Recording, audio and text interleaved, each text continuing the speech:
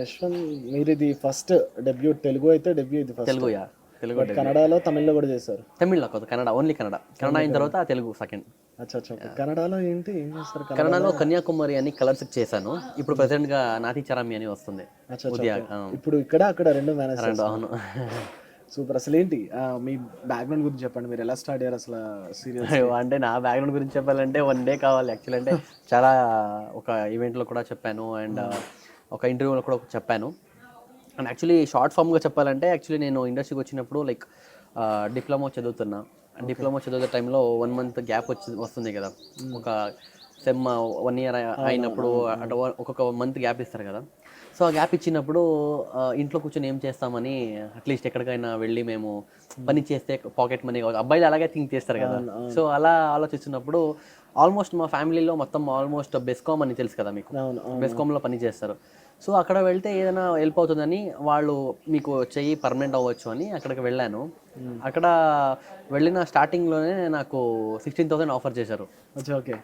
సరే ఇప్పుడు అందరూ ఎందుకు చదువుతారు, గవర్నమెంట్ జాబ్ దొరకాలి అది ఇది అని చదువుతారు కదా. సో ఓకే, నాకు స్టార్టింగే 16,000 దొరికింది. సో ఓకే, 16,000 దొరికింది కదా.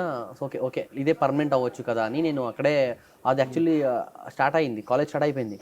నేను జాయిన్ అయినప్పుడే ఆల్మోస్ట్ 1 month అయిపోయింది. నేను ఇక్కడ వర్క్ చేస్తున్నాను. 16,000 కదా ఇక్కడ చేసుకుందాంలే అని ఇక్కడ వర్క్ చేస్తున్నాను. కాలేజ్ స్టార్ట్ అయిపోయింది, 1 month అయిపోయింది కాలేజ్ స్టార్ట్ అయ్యి. సో కాలేజ్ స్టార్ట్ అయినప్పుడు మళ్ళీ స్టార్ట్ అయిపోయినప్పుడు ఫోన్ చేశారు, కాలేజ్ స్టార్ట్ అయింది. సరే ఓకే, ఇప్పుడు 16,000 సంపాదిస్తున్నాను.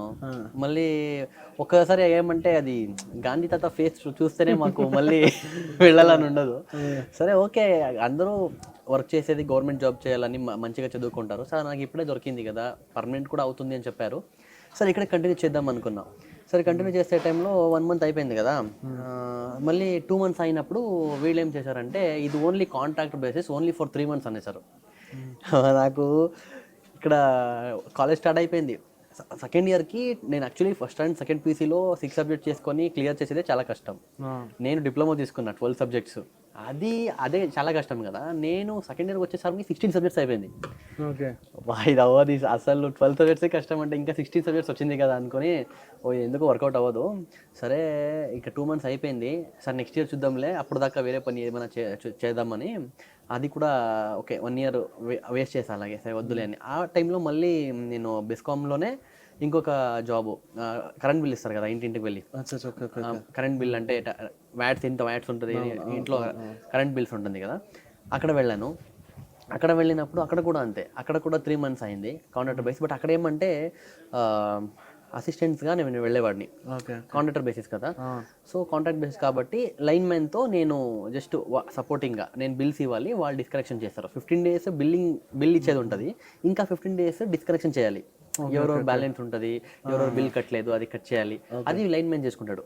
నేను జస్ట్ వాళ్ళకి ఆ టైంలో 15 days నేను వర్క్ చేస్తాను కదా, ఇంకా 15 days వాళ్ళతో హెల్ప్ చేయడానికి వెళ్ళాలి.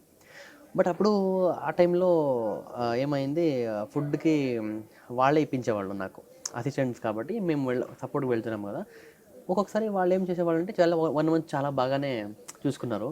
1 month అయినప్పుడు ఏం చేశారంటే వాళ్ళు సరే నేను వర్క్ నేర్చుకున్నా కదా ఫాస్ట్గా, నేర్చుకున్నప్పుడు నేనే వెళ్ళి ఫాస్ట్గా కొట్టేసేవాడిని. ముందైతే చాలా టైం తీసుకునేవాడిని, 2 hours ఫాస్ట్గా ఫినిష్ చేసేవాడిని నేర్చుకున్నప్పుడు. సో అప్పుడు ఏం చేశారంటే అయిపోయే టైంలో వాళ్ళు నువ్వు ఒకడనే వెళ్ళి చేసుకోరా అని పంపించేవాళ్ళు నన్ను. సరే నేను ఒకడనే వెళ్ళి చేసుకుని వచ్చే టైంలో ఏం చేశారంటే ఓకే అయిపోయిందా, సరే భోజనం కూడా లైక్ 2 o'clock నేను 3 o'clock వరకు చేస్తూనే ఉన్న వరకు, వాళ్ళు భోజనం కూడా రావట్లే అప్పుడు, ఫినిష్ చేశారు కదా ఒకేసారి ఇంటికి పంపించేద్దామని. సరే అని నేను, నాకు కూడా అదే కావాల్సిందే కదా, ఫాస్ట్గా ఇంటికి వెళ్ళిపోవాలని, ఇంటికి వెళ్ళి తినొచ్చులే అని. సో ఆల్మోస్ట్ నేను వెళ్ళే టైంకి 3-4 కని పంపించేవాళ్ళు. సో నేను అప్పుడు డబ్బులు లేవు, మంత్లీ ఒకేసారి వచ్చేది అప్పుడు. సో నేను అప్పుడు చాలా టైమ్స్ నడుచుకుని వెళ్ళినప్పుడు ఒక టెంపుల్ ఉంటుంది అక్కడ, నేను రెగ్యులర్గా వెళ్ళే స్పాట్లో ఒక టెంపుల్ ఉంటుంది. ఆ టెంపుల్లో ప్రసాదం ఇస్తారేమో అని అక్కడ వెళ్ళేవాడిని నేను, అక్కడ ప్రసాదం కోసం వెయిట్ చేసేవాడిని, ఆ టైంలో ఉంటుందేమో అని. చాలా టైమ్స్ ఒకసారి ఉండేది, ఒక్కొక్కసారి డిసప్పాయింట్ అయిపోయేవాడిని. అక్కడ దాకా వెళ్ళే టైంలో క్లోజ్ అయిపోయేది టెంపుల్. అప్పుడు ఒకసారి అలాగే నా ఫాదర్ ఒకసారి ఫోన్ చేశారు నాకు, తిన్నావా, ఎక్కడ ఇంకా అక్కడే ఉన్నావా లేదంటే ఇంటికి వెళ్తున్నావా అని ఫోన్ చేశారు. నేను లేదు వెళ్తున్నాను అయిపోయింది, ఇప్పుడు నేను ఫాస్ట్గా వెళ్ళిపోతున్నాను, తినవా లేదంటే లేదు ఇంకా తినలేదు, ఆయన ఇప్పించట్లేదు ఇప్పుడు ముందు ఇచ్చేటట్టు. ఎందుకు ఎప్పటి నుంచి ఇది అంటే లేదు ఆల్మోస్ట్ చాలా డేస్ అయింది నాకు ఇప్పించట్లేదు. అంటే నువ్వు ఎందుకు అలా చేస్తున్నావు, మేము వర్క్ చేసేది భోజనం కోసమే, ఇంత మేము కష్టపడేదే భోజనం కోసం, నువ్వు దాన్నే వదిలేకుండా నువ్వు వర్క్ చేస్తున్నావు అంటే అది చాలా తప్పు. ఎంతైనా పర్లేదు, నువ్వు ఫస్ట్ ఫుడ్ బాగా తిను, అది నువ్వు కరెక్ట్గా ఉంటే నువ్వు వర్క్ చేసేలా అవుతుంది కదా, వర్క్ చేయాలి అవుతుంది కదా అని. అప్పుడు నా ఫాదర్ అప్పటి నుంచి ఇచ్చేవాళ్ళు. అప్పుడు నేను డిసైడ్ అయ్యా, ఇప్పుడు కూడా అంతే, ఎంత ఖర్చు అయినా పర్లేదు, ఫుడ్ అయితే నాకు బాగా ఉండాలి, బాగా తినాలని ఫిక్స్ అయిపోయా. అప్పుడు మా ఫాదర్ చెప్పిన అదే మైండ్లో పెట్టుకున్నాను నేను.